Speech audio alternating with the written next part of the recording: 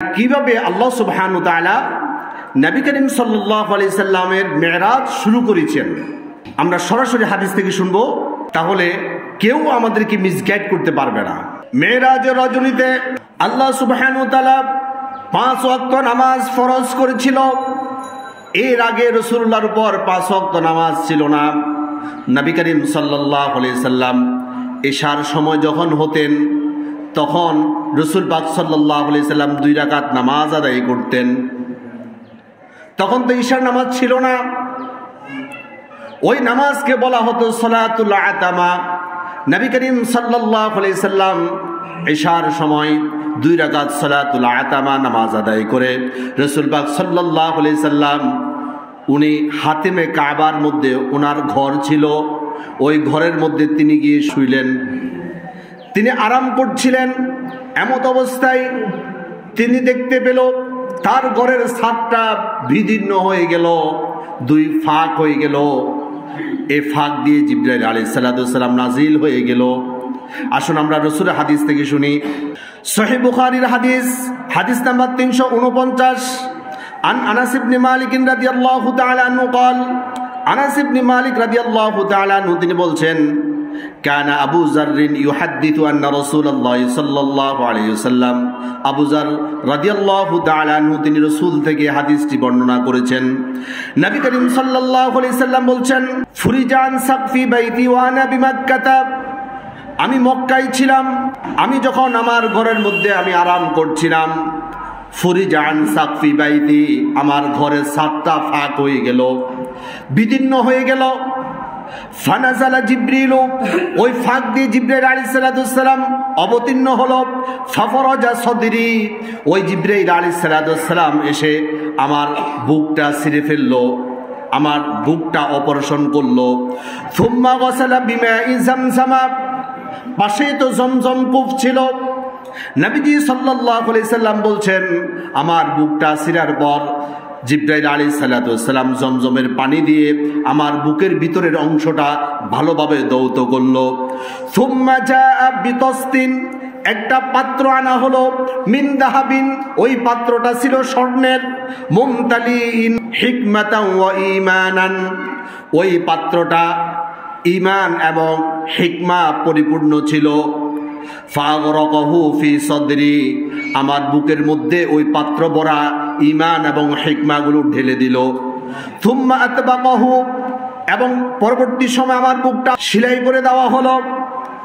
তাহলে এই হাদিস থেকে আমরা বুঝতে পারলাম কিভাবে রাসূলুল্লাহর মেরাজ শুরু হয়। পরবর্তী আরেকটা হাদিস শুনুন, সহিহ বুখারীর হাদিস, হাদিস নাম্বার 3887, আন মালিক ইবনে সুআসআতা রাদিয়াল্লাহু তাআলা আনহু قال, أن النبي صلى الله عليه وسلم حدثهم عن ليلة أسري به। মালিক ইবনে সুআসআতা রাদিয়াল্লাহু তাআলা আনহু তিনি বলছেন, যে রাত্রে নবী করিম সাল্লাল্লাহু আলাইহি সাল্লামকে ইসরা করা হয়, রাসূলুল্লাহর মেরাজ সংঘটিত হয়, সে সম্পর্কে রাসূলুল্লাহ সাল্লাল্লাহু আলাইহি সাল্লাম আমাদেরকে খবর দিয়েছেন। তিনি বলছেন, বাইনাহা আনা ফিল হাতিমি ওয়া রুব্বামা ক্বালা ফিল হিজরি মুত্তাজিআন, অর্থাৎ নবী করিম সাল্লাল্লাহু আলাইহি সাল্লাম বলছে, আনা ফিল হাতিম, আমি হাতিমে কাবার মধ্যে ছিলাম।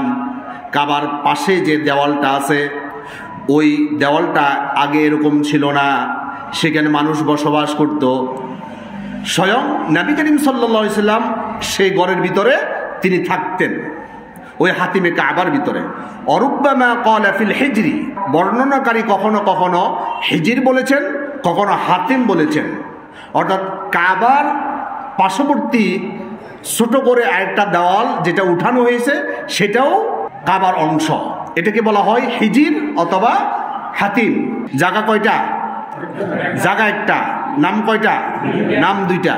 তাহলে 2টা নামে একটা জায়গা পরিচিতি লাভ করে। নবী করিম সাল্লাল্লাহু আলাইহি সাল্লাম বলছেন, মুত্তাজিআন, সেখানে আমি শুয়ে থাকলাম, আমি আরাম করছিলাম। এই অবস্থায় ইদা আতানি আতিন, আমার কাছে জিবরাইল আলাইহিস সালাম চলে আসলো।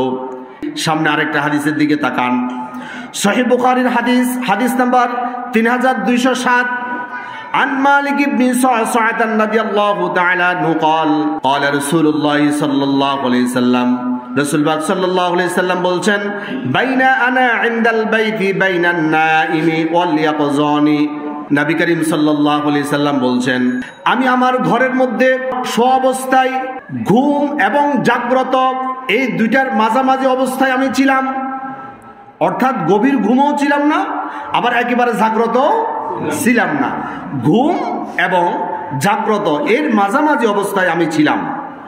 এই অবস্থায় আমি আমার ঘরের মধ্যে আমি অবস্থান করছি, তার মানে বোঝা যাচ্ছে হাতিমটাই রাসূলের ঘর ছিল।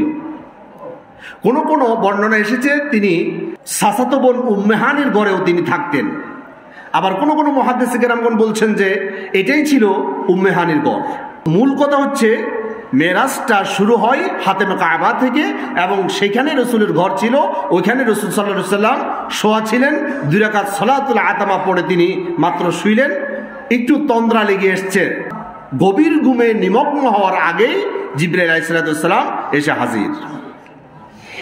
ওয়াদাকারা বাইনার রাজুলাইনি, দুইজনের মাঝখান থেকে একজন ব্যক্তি সামনের দিকে এগিয়ে আসলো।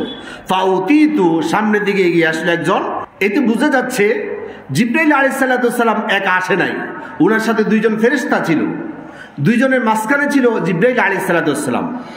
দুইজনের মাঝখান থেকে ফাউতিতু বিতস্তিন, একটা পাত্র নিয়ে মাঝখানের লোকটা সামনের দিকে এগিয়ে আসলো, অর্থাৎ তিনি ছিলেন জিবরাইল আলাইহিস সালাম। মিন যাহাবিন, ওই পাত্রটা ছিল স্বর্ণের। মুলিয়া হিকমাতান ওয়া ঈমানান, ওই পাত্রের মধ্যে ঈমান এবং হিকমাতে পরিপূর্ণ ছিল। ফাশুক্কা মিনান নাহরি ইলা মারাকিল বাতনি, নবীজি সাল্লাল্লাহু আলাইহি সাল্লাম বলছেন আমার গলার নিচ থেকে পেটের নিচ পর্যন্ত পুরাটাই ছিঁড়ে ফেললো, অপারেশন করা হলো। এরপর তুম্মা গুসিলাল বাতনু বিমাই জামজাম, আমার পেট সহ পুরাটা ভালোভাবে জমজমের পানি দিয়ে ধৌত করা হলো। তুম্মা মুলিয়া হিকমাতান ওয়া ঈমানান, ওই পাত্র থেকে ঈমান এবং হিকমা ঢেলে দিয়ে আমার বুকটা পুরাটাই পরিপূর্ণ করে দিল। রাসূল পাক সাল্লাল্লাহু আলাইহি সাল্লাম বলছেন আউতিতু বিদাব্বাতিন আবিয়াদু, একটা জন্তু আমার সামনে আনা হলো। জন্তুটা ছিল সাদা, আবিয়াদ সাদা, দুনাল বাগলি, খচ্চরের চাইতে ছোট, অফাউকাল হিমারি, গাদার চাইতে একটু বড়, আল বুরাক, এটা নাম ছিল বোরাক। আমার সামনে বোরাক আনা হলো।